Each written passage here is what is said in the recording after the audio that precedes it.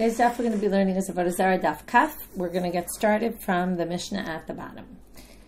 Ve'ein osim tachshitim la'avodah zarah. We're just going to review the Mishnah that we started yesterday. We can't create jewelry. You can't make jewelry, fashion jewelry for idols, which makes sense, right? We talked about chokers and all sorts of jewelry.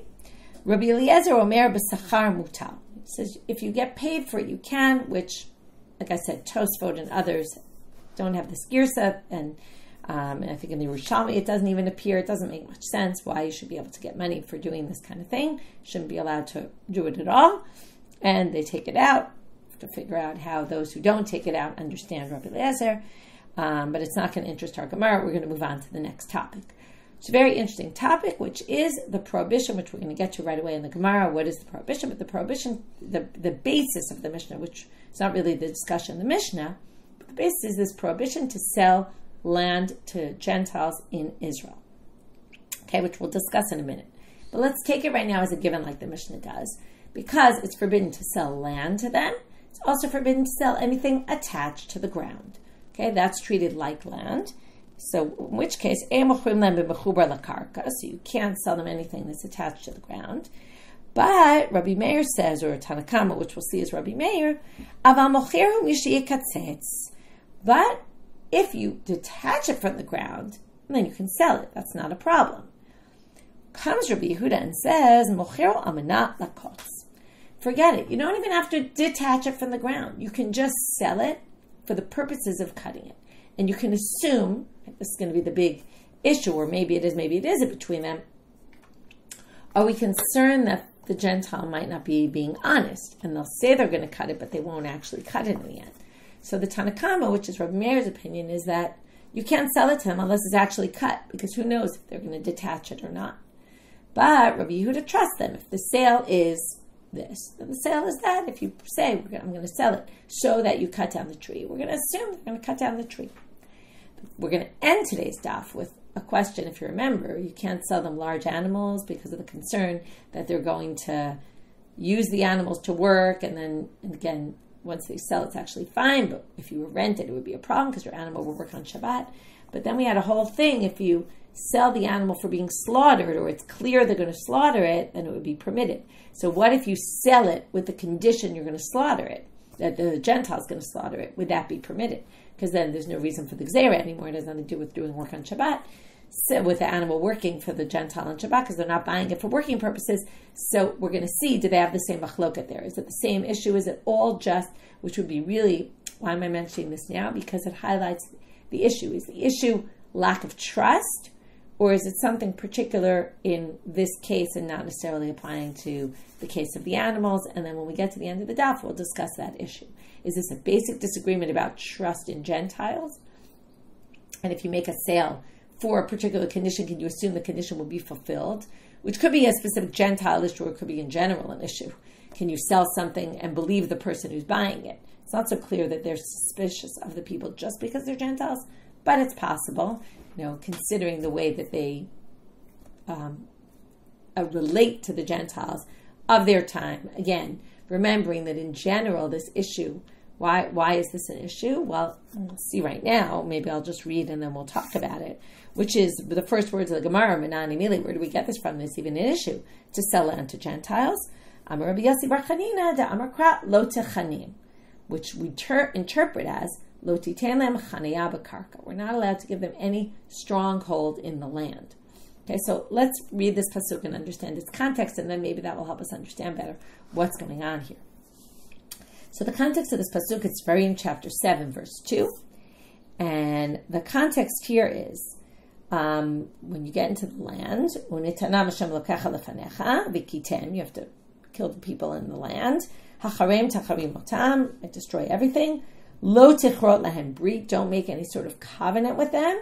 V'lo techanem, and don't tichanem, which again is interpreted here as don't give them any stronghold in the land. Don't sell them land so that they stay there. Now, you have to remember, this isn't any Gentile. This is the 7 nations who are in the land, who are known to be steeped in all sorts of bad behaviors.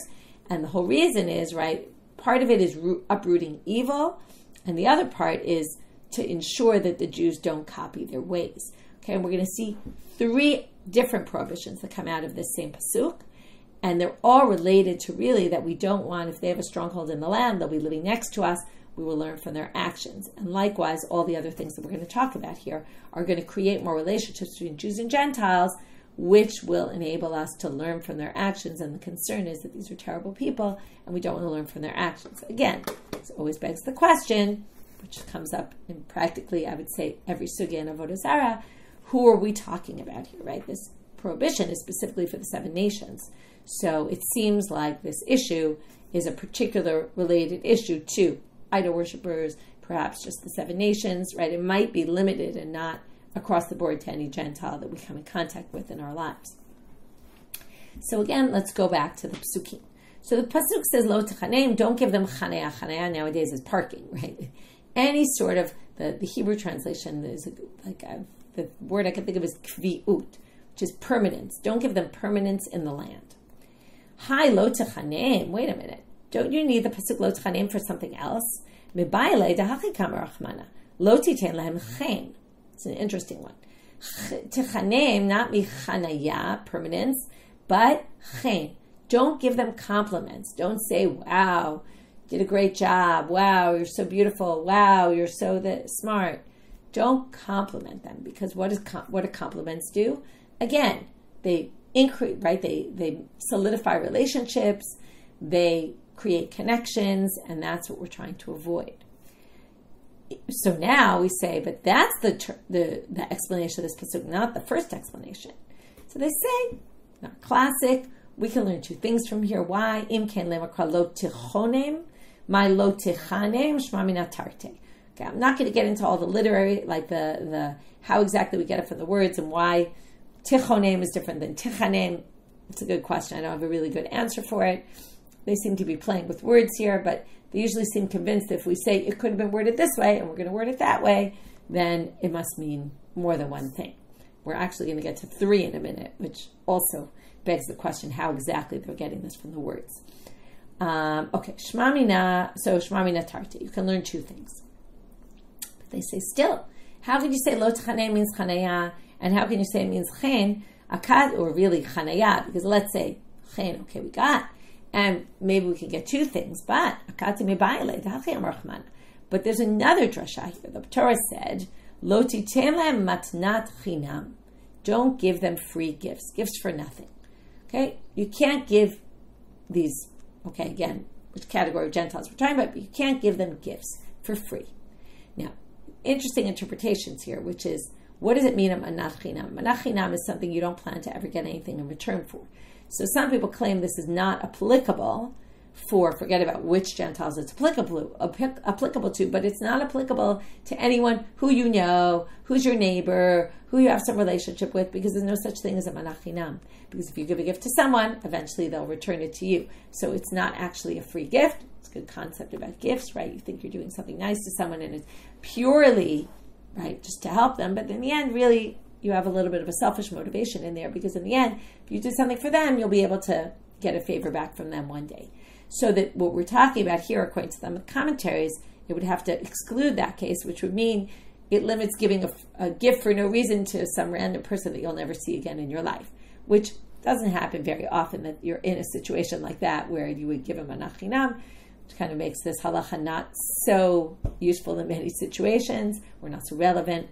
Anyway, it's an interesting thought to think about. Is there such a thing as a manat chinam to someone you know? So anyway, we're really learning it from there. So, im ken lemakra lo tichinem, my lo tichanem shma mina kulhu. So again, it could have said tichonem, it could have said tichinem. The fact that it says tichanem teaches you all 3 things. Again, I can't exactly explain to you how exactly they get this from the words. Tanya nami hachi. Now here's a braita to support these 3 prohibitions, all coming from the same pasuk. Lo tichinem, lo titen lem chanaya b'karka. Davar acher lo techanem lo titen lem chen. Davar acher lo techanem lo titen lem manat chinam. There you have all 3. Okay, in a braita. So this supports, right, the Gemara said there's all 3, but now we actually have a braita to support this point that they're all 3. Now we want to go into some of them. So we're going to start with, we're actually going to all of them. We're going to start specifically with matnat chinam. And the Gemara is going to tell you that, by the way, this Ishur Manach Chinam, forget about the fact that I said it's somewhat limited, but it's actually a debate among Tanaim about whether you can give a Manach Chinam or not. The fact that we said now, you can't give a Manach Chinam, and that's what Lo Tachaneh means, not everybody agrees. And it's going to be based on a different interpretation, it's going to be based on a different interpretation of a different verse in the Torah. So now we're going to see, it's Machloket Tanaim, Manach Chinam Gufa Tanaihi. It itself is a topic of a subject of debate. Detanya. Lo tochlu kol nevela. It's a very famous pasuk. You're not allowed to eat non-kosher meat. What are you supposed to do with your non-kosher meat? Right? Non-shechted meat. Animal just dies, let's say, or wasn't shechted properly. What do you do with it? The Torah tells you what you do with it. Okay, one pasuk says, La kelev tashlichu noto. Okay, give it to a dog. But this pasuk says, Lo tochlu kol nevela. Okay, this pasuk is in Dvarim Yudalid, pasuk kaf aleph. Lager asher b'sharecha titnena va'achala o machor lenochli. So give it to the ger that's in your gates. Ger here doesn't mean person who converted completely to Judaism. It means a ger toshav. It's a Gentile who's living among you. Usually it's interpreted as someone who keeps the Sheva Mitzvot B'nai Noach. So give it to a ger. Now notice it says titain. Titain is a gift. Okay?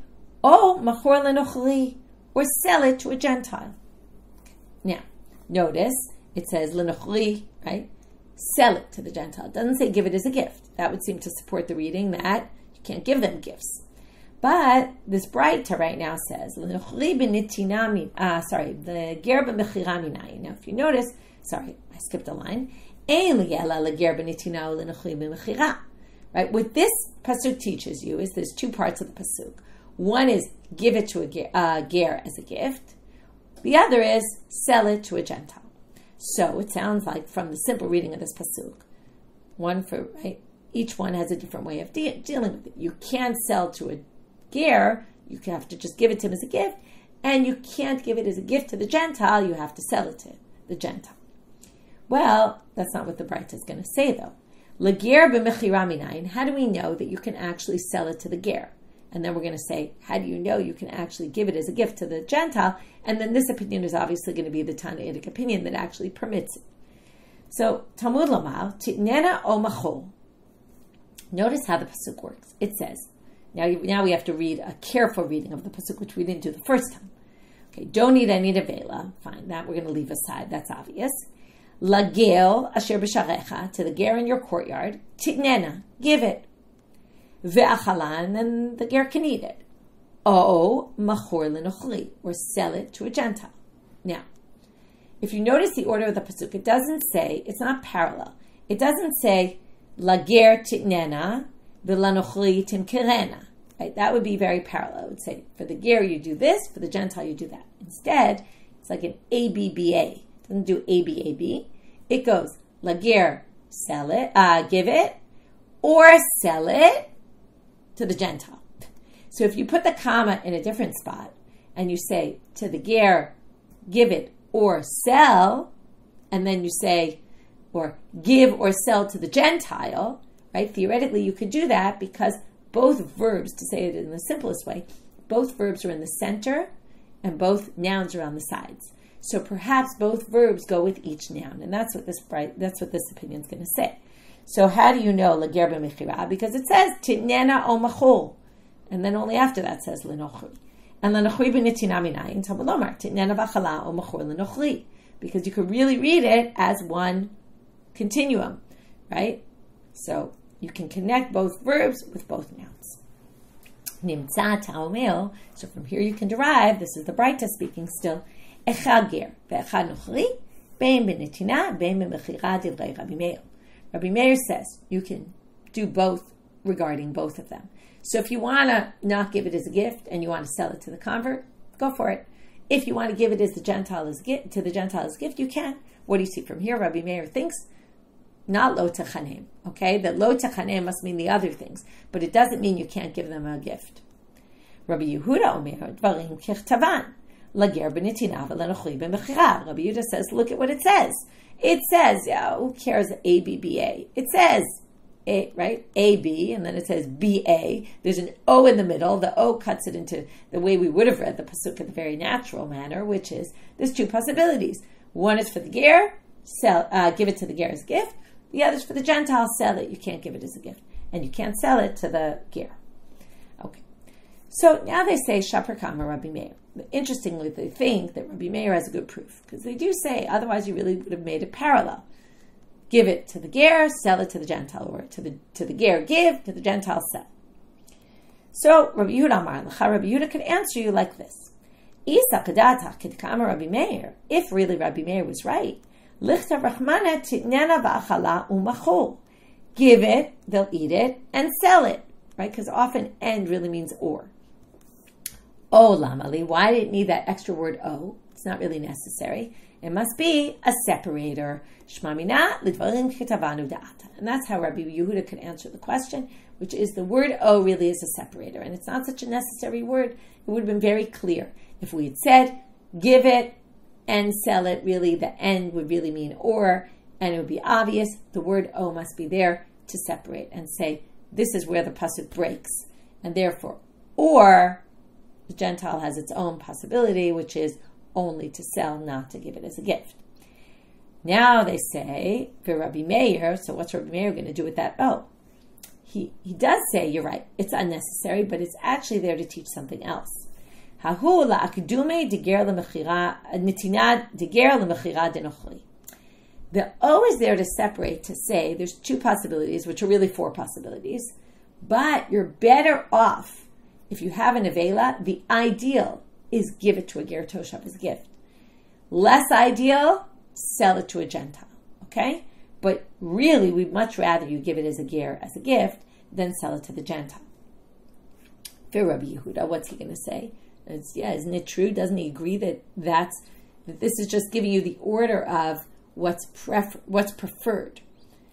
Well, he says the following. I don't need a pasuk to tell me that. It's obvious that the ideal is to give it to the ger toshav as a gift, rather than give it to the Gentile, rather than sell it to the Gentile, and of course, rather than give it to the Gentile. Why is that? I don't need a pasuk. I don't need the "o" to teach me that, which means again the "o" is the separator, and then each one has its own verb connected with it, and the two don't overlap.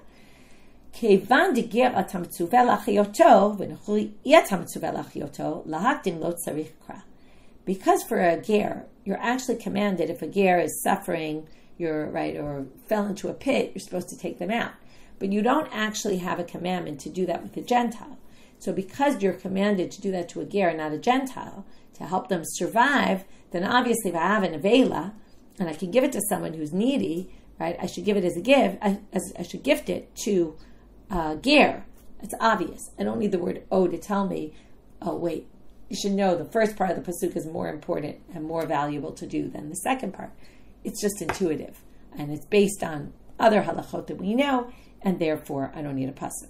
That whole topic of, that you don't have to save a Gentile is a good question. Again, it begs the question of what kind of Gentiles are we talking about? Are we talking about evil people? Are we talking about all Gentiles?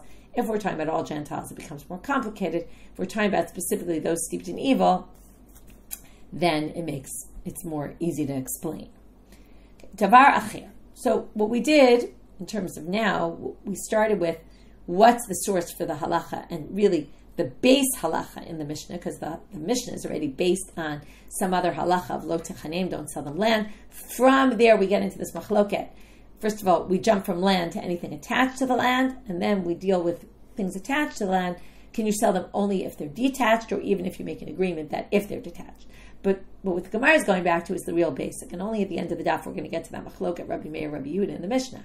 But right now, we're just talking about the base halacha of how do we know you can't sell them land, and that's lo techanem. But wait, doesn't it mean also don't give them compliments? Doesn't it also mean don't give them gifts for free? In the end, we explained it means all three of them. And then we went into the last one about giving gifts. Happens to be a Tanaic debate. Not everyone agrees that it's forbidden. Now we're going to go back to the middle position, the middle isur, which is don't compliment them. Davar acher, lo techanem, lo titen lem chen. This halacha supports what Rav says. Da'amar Rav, asur l'adam shiomar kama na'a goyazo. a man is not allowed to say, or anyone's not allowed to say, wow, what a beautiful woman that Gentile woman is. It'd be the same thing, giving a compliment. Meitive, they say, wait a minute, you can't say that. It's going to be interesting. We're going to see two rabbis who actually said that about a Gentile woman, which is a little strange in and of itself, which the Gemara is going to go into. What do you mean? What were they doing looking at these women? Not allowed to look at women. That's where the Gemara is going to go. Well, let's start with the Meitive. Maaseh Rabbi Shimon ben Gamliel. Okay, not just any rabbis, but Rabbi Shimon ben Gamliel, and then we're going to see Rabbi Akiva. The each of them, so his story was Hayal Gabe Ma'ala b'Har Bayit. He was on a stair in Har Bayit. V'ra'ah Goya Achat Na'abi Yoter. He saw this beautiful Gentile woman. Amar Ma'rabu Ma'asech Hashem. He said, wow, how beautiful your ways, God, your creations, God. Look at, you created this beautiful woman. Ba'af Rabbi Akiva, Ra'ah Eshet Turnus Rufus Harashad. This is a crazy story. Turnus Rufus, if you remember, is the Roman officer who ends up getting Rabbi Akiva killed. Okay? So he sees Turnus Rufus's wife. Rak Sachak Ubacha. He spit at her, he laughed, and then he cried. Okay, what is this all about? Rak Shaita Ba'amiti Pasrucha.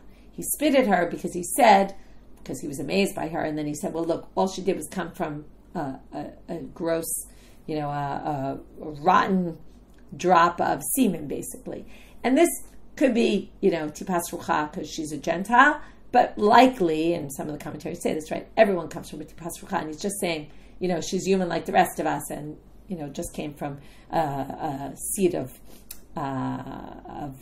just like a, what do you call it? How do you say it? Tipas Rucha, a rotten seed of, right. It's also, you're right. Thank you, Miriam. It's in Pirkei Avot that we all come from Tipas Rucha, okay, from just a seed of semen. Sachak.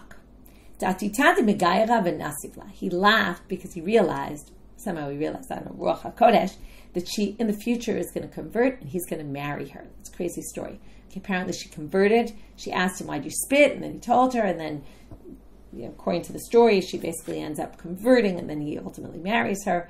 Crazy story to think about. And bacha, why? Dahai shufra bale afra, because he said this beauty is going to just go into, this goes with that Pirkei Avot about the Pasrucha, and that we all just end up going back to the ground. Okay, and this beauty is just going to be gone. So now, what do you see here? He was amazed by her beauty. And yes, what happened to Rachel, his wife? That's why this whole story is a little crazy. I mean, people did marry two wives. Maybe she was dead by then.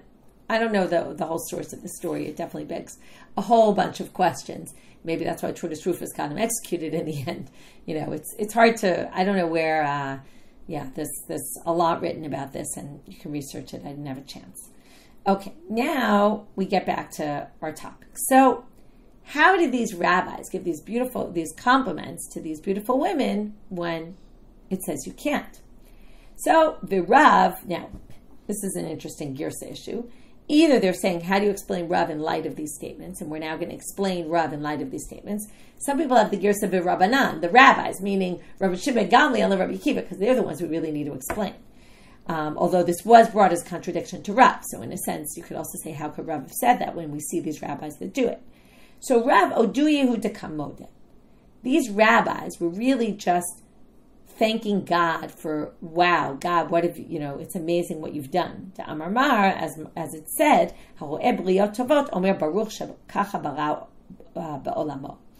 if you see amazing creatures, which could be animals, could be humans, could be anything you see, but it's something beautiful, it was created, special bracha that you say, and therefore what they were doing is, particularly you see this from Shimon Gamliel, because he said, Marabu Ma'asech Hashem. Rabbi Akiva, it's a little hard to see it, but what they were really, when they were marveling at the beauty, they were marveling at God and saying, God, wow, you've made amazing creatures in this world, or amazing people in this world, or amazing.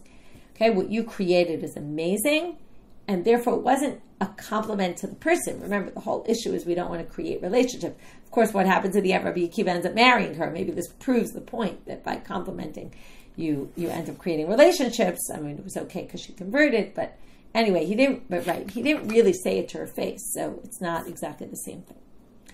Now the Gemara is going to ask the obvious question, which is, what were these rabbis doing looking at women?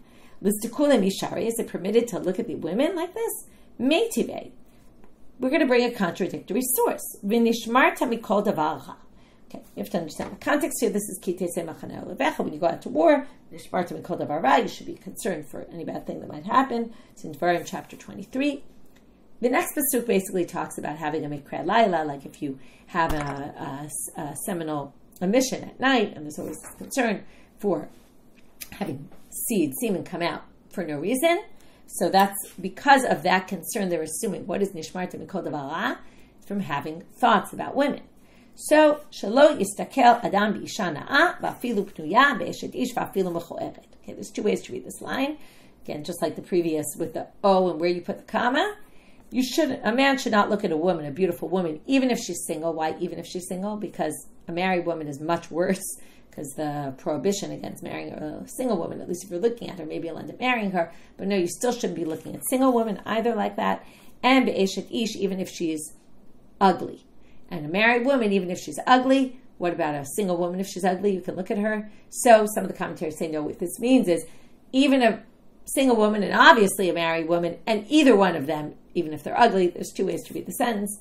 Anyway, or you could say, well, since Ne'eshet Ish is a more severe problem to engage in relations with her, since she's a married woman, maybe hurt, even if she's ugly, but a non-married woman, maybe it's okay if she's ugly. Anyway, whole interesting thing to think about there, but we're going to move on. I want you to just remember, because later on, after we deal with the sugya for a while, we're going to darshan nishmarta mikol davar ra a second time for a different drasha. And when I got to it, they said, yeah, we already had this pasuk and I had to remember. So I'm telling you, so you remember, where did we have this pasuk? So this pasuk was the drasha. Don't look at a woman, any woman basically. Turning now to the next page. I'm a bet, v'lo b'bidei tseva shalisha, and not colored clothing of a woman. We're going to talk about this very soon, what this means.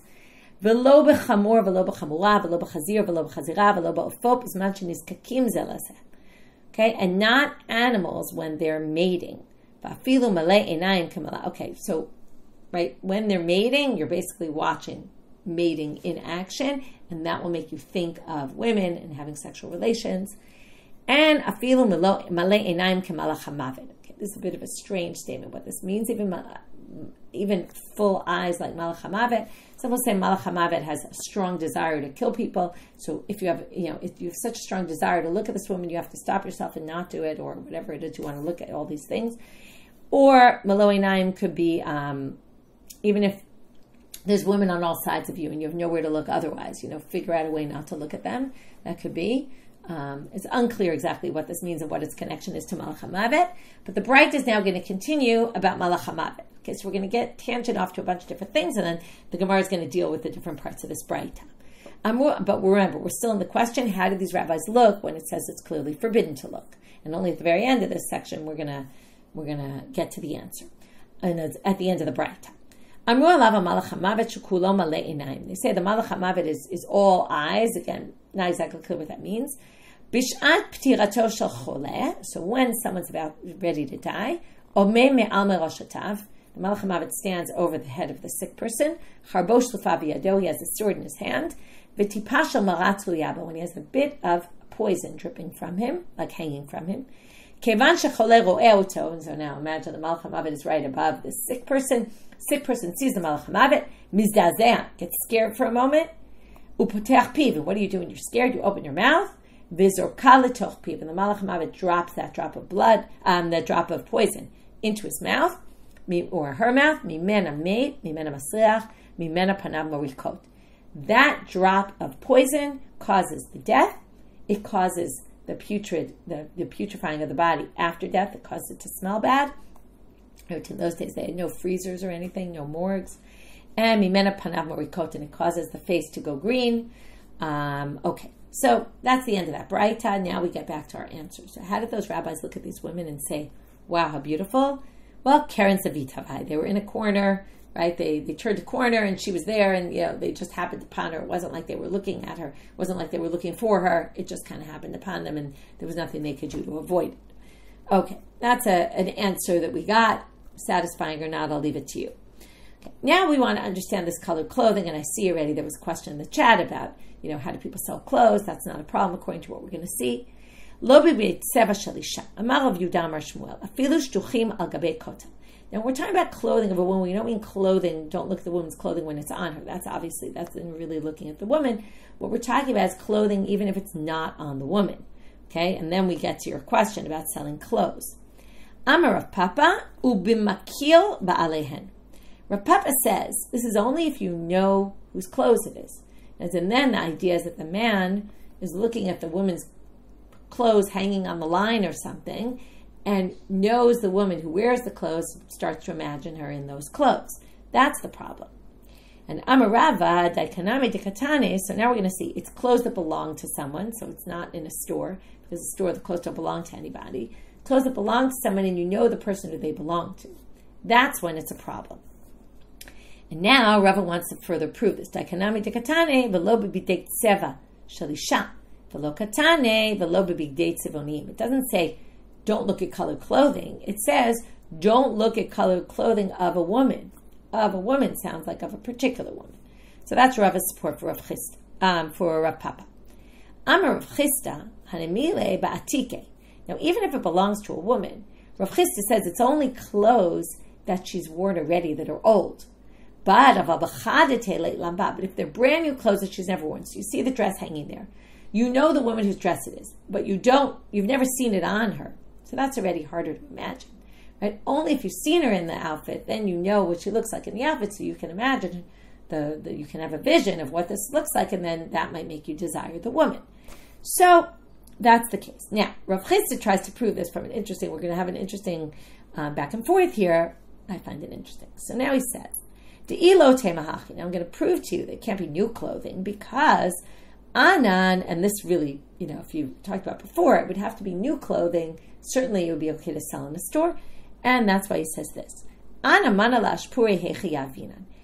do we give our clothes to, they weren't worried about selling clothes because a lot of people made their own clothes. But when you made your clothes, the last part of the process was you gave it to a launderer and they put it through a process. That person's called an ashpore. And you would give, so let's say I'm a woman, I made my dress, and I give it to an ashpore to fix. So what they do is they do some sort of cleaning process that finalizes the dress and makes it ready for use. Now, how could I give it to them? Because, hey, hakam stakel, I bring my dress in, I say, can you make this ready for wear? Now, obviously, this proves, or at least this is what Rav Chisda is trying to say, this proves his point. Because otherwise, you'd never be able to bring it. Here a woman comes and brings a dress. The ashpure person can imagine the woman in the dress. It would be a problem. So this proves that new clothes are not an issue. To which they respond to him and say, according to what you're saying though, Had Amar Rav Yehuda says, Mim b'mino mutar lachnis k'mechobesh v'ofer. Now, how could he say this? Hakam stakel. Okay, what does this mean? Well, a brush into its tube is the way something fits in perfectly one part into another, and it's an image for sexual relations. And what we're talking here is about the animals. If you remember with the animals, you're not allowed to look at animals while they're mating. But Rav Yehuda said if they're two of the same type animals, then you're allowed to mate them. You can't mate two different animals. But you can actually mate them, and you can even actively put the male part into the female organ, and you can make that happen. Okay? So how can you make that happen? Aren't you looking? Well, what does he say? Ela ba'avidate talid. Hachanami ba'avidate talid. Why did Rav Yehuda say you could do that? Because the person is focusing on their job. They're not having thoughts because they're working. While they're working, they're focused very much on their work. They're not thinking about these thoughts. So the same thing for the ashpore. The reason he's not going to have thoughts about this woman has nothing to do with whether the clothing was ever worn by her or not. That's an irrelevant thing. Because you don't even need that. Because he's doing his job. When he's doing a job, he's not thinking about women.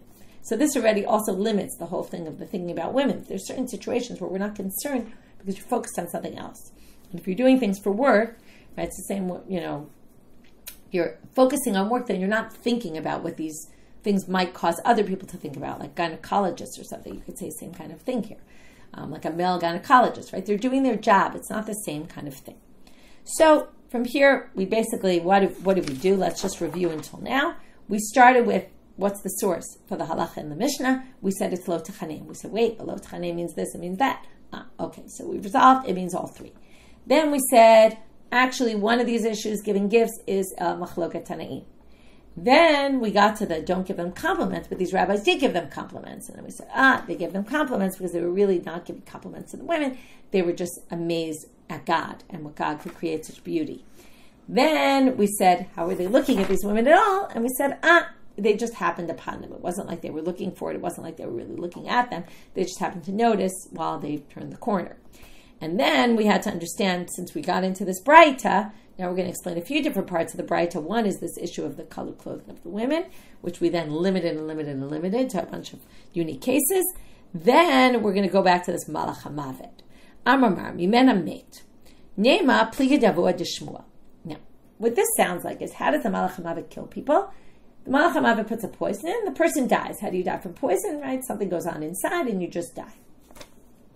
Well, sounds like he disagrees with the father of Shmuel. It's interesting, we're having a discussion about, this one said Malach HaMavet works like this, this one said Malach HaMavet works like that, right? Nobody really knows. But Amar Avua de Shmuel, Amar li Malach HaMavet. Okay, he says, I was told by the angel of death. I had a conversation with him. Right? We've seen people who say, I spoke to this angel or something, right? They're just trying to say, I know how this works. Ilo chashina li yikar debriyata. What he said he heard from the Malach HaMavet was like this. If I didn't care about kvoda briot, about respect of human beings, okay, meaning I do care about it, but if I didn't, this is what I would do. I would reveal the neck, like the shchita, where the shchita is done, like we do on animals, right? On animals, you cut it and the whole neck is open. What Avua de Shmuel, the father of Shmuel, is saying here is the way the Malach HaMavet works is the Malach HaMavet cuts the two simanim, the trachea and the esophagus, just like we do in a shchita, but does it from the inside, and you don't see it on the outside. And the reason you don't see it on the outside is because of kavod briot. So it's not disgusting and the body's open and for everyone to see.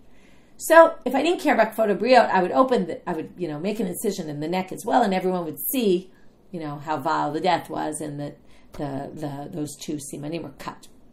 So now what does it sound like? It sounds like he's saying that how does Malach HaMavet kill? He cuts the trachea and the esophagus. You just don't see it, but that's how he does it. And that's not putting a drop of poison in down someone's throat and killing them through the poison. So it sounds like they have a debate here. So now he says, the Gemara answers, no, Dilma Yitipa Mechat Chalul Simanim. Who says the poison kills some internal way? Maybe, or by some other way, maybe when the drop goes in, that drop of poison, it cuts the two simanim. Right? It's not a knife, but it could cut them. It could, cause them to be destroyed or something like that. And maybe it's really one and the same. Okay, Mimena Masliach, Mesea Leila Rabbi Chanina Bar Kana. So this supports what Rabbi Chanina Bar Kana said. To Amar Rabbi Chanina Bar Kana, Amar Beirav, Harotzeh Le'esliach Meto Yavchenu Apanav. If you don't want the body to start smelling bad, you should flip it on its head. Now why? Because if the Malach HaMavet drops the poison down the throat, and you flip it, this is before the person actually dies, you flip it, some of the poison might come out and it won't masriach, because it's the poison that causes the body to have this terrible stench to it. Tanu, okay, what you do with all this, I don't know. Tanu Rabbanan. Now I told you to remember, because we started at the bottom of Amud Aleph with this pasuk, Nishmarti Mikol Darara, and that was all about not looking at a woman. Now we're going off on a tangent, because we're bringing something else that's learned from that pasuk, which is similar, because both are leading to bad thoughts, and that's, as I told you before, because the next pasuk talks about having a seminal emission. Nishmarti Mikol Darara. Don't think about something during the day that will cause you to have seminal emission at night. Mikan Amar Rabbi Pinchas ben Yair. We get to a very famous line of Rabbi Pinchas ben Yair. By the way, I should just mention, so Shuli Mishkan's article is about Rabbi Pinchas ben Yair this week in Flashback, and if I forgot to mention, I'm not sure, but Daf Mishalahen is all about Lo Techanim. Anyway, so content on today's Daf. And by the way, in Hebrew, there's content that went up this week, Sugya B'Ktana, of Dr. Meirav Tubal Kahana about Bruria. And also connected to that, she has another series on our site, which is all about women in mitzvot, and she has a whole series that recently went up about women in Talmud Torah and how women, what's permitted for women to learn, is it all that. Obviously, she's on the side of women learning Torah, so it's obviously a positive article in that sense. Anyway, so it's just interesting content up there in Hebrew also. Okay, Tanu Rabbanan, Nishmarti Mikol Davara, so you shouldn't think thoughts. Mikan Amar Rabbi Pinchas ben Yair. From here, Rabbi Pinchas ben Yair made this famous statement, which Mesilat Yesharim, the book, is based on this. Torah Miviyah Lidei Zihirut. Torah leads you to being cautious. Zihirut Miviyah Lidei Zrizut. being cautious brings you to, like being careful, I would say, about keeping mitzvot, keeps you to being zariz about doing mitzvot, doing them quickly, and zrizut, or like excitement about doing them. Zrizut mevi'ah lidei nikiyut, that brings cleanliness. Diligence. With diligence is for zrizut, you're saying? Is that the, yeah? Okay. So, and then diligence brings nikiyut, cleanliness, or being clean, like pure kind of clean. Nikiyut mevi lidei prishut. Again, what all these things mean, that's what there's a whole book written on, what these things mean and what all these traits are. I'm not going to proclaim to be able to explain them very well right now. Nikiyut brings you to prishut, which is separating from sin. Prishut mevi'ah lidei tahara, that brings you to purity, right? What's the difference between nikiyut and, right, also purity, a form of purity. Tahara mevi'ah lidei chasidut, okay, being pure brings you to be pious. Chasidut mevi'ah lidei anava, piety brings you to humility. Anava mevi'ah lidei yirat chet, humility brings you to fear of sin. Yirat chet mevi'ah lidei kedusha, fear of sin leads you to holiness. Kedusha mevi'ah lidei ruach hakodesh, holiness brings you to have prophecy. Ruach hakodesh mevi'ah lidei tchiyat hametim, and having ruach hakodesh brings you to tchiyat hametim. V'chasidut gdola mikulan. Now we have this machloket. One opinion says chasidut is the greater than all of them. Shenemar az dibarti b'chazon la'chasidecha. That who does God speak to? His prophets. His prophets are chasidim. Upliga de Rabbi Yeshua ben Levi, but disagrees with Rabbi Yeshua ben Levi. Amar Rabbi Yeshua ben Levi, anava gdola mikulam. It's actually anava, humility, that's greater than all. Shneimar ruach Hashem Elokim alai, yan mashach Hashem oti levaser anavim. This is Yeshayahu saying, God sent me to give my word, to spread it to the humble. They're the ones who are going to understand the word of God. Just to point out, there's an interesting Tosfot. We don't have a lot of time, but I just want to point out that Tosfot says this. And Yerushalmi and Shkalim, they have the opposite. It's Yirat Chet brings Anava, not Anava brings Yirat Chet. It's a very interesting thing to think about. Right? We don't have much time to delve into all this, but it's interesting to think about. He says, "V'kasaver like Rabbi Yeshua ben Levi." The Yerushalmi must hold like Rabbi Yeshua ben Levi because Anava gdola mikulam, and that it's the Yirat Chet is the goal from there to get to Anava, not that the goal of Anava is to get to Yirat Chet. Something to think about, which is the more important, the more important one.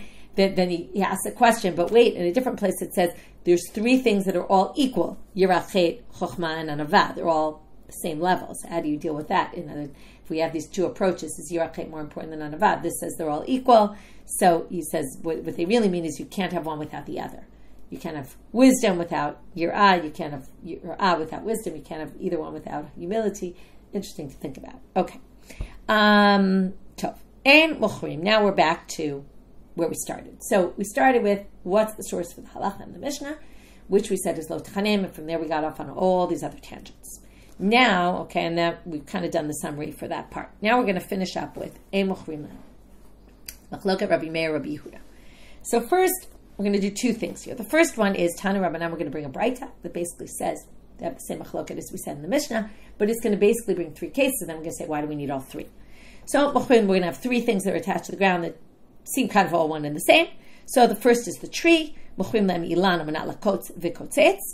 Yehuda. Rabbi Yehuda says you can sell them a tree as long as they say, I'm going to cut it. And Rabbi Meir says, you can only sell it if it's cut. That's why I said Rabbi Meir is Tanakam in our Mishnah based on this. Shachat.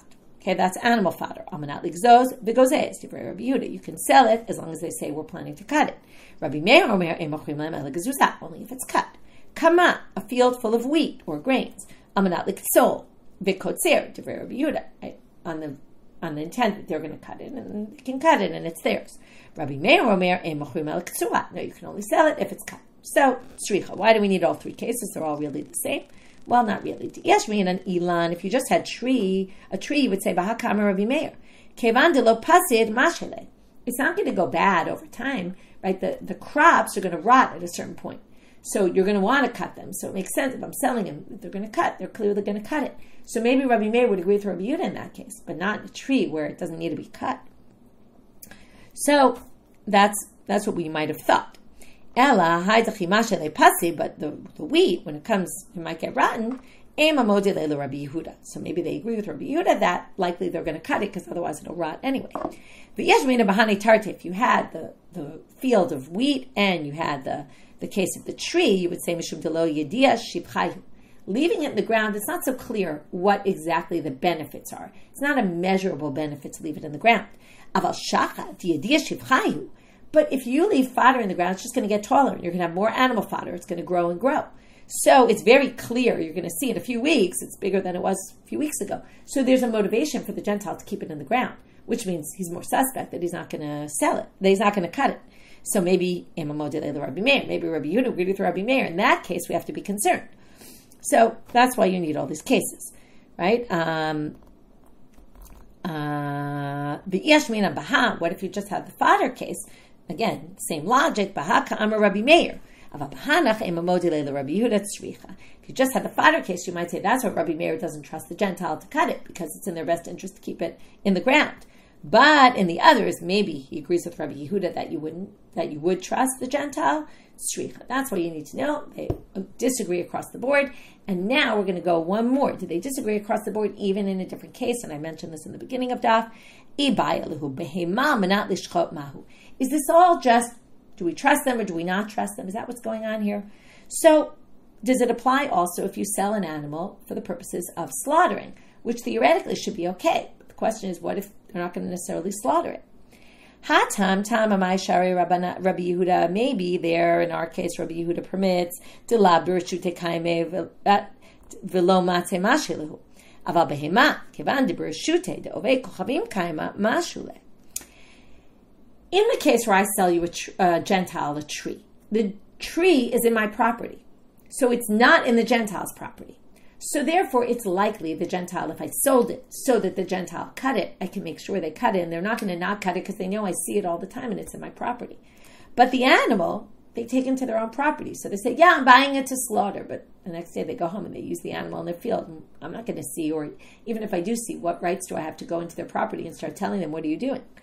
So maybe there's a difference. Odil Meloshna, or maybe there's no difference. Which the Gemara ends with, Tashma, let's learn it from here.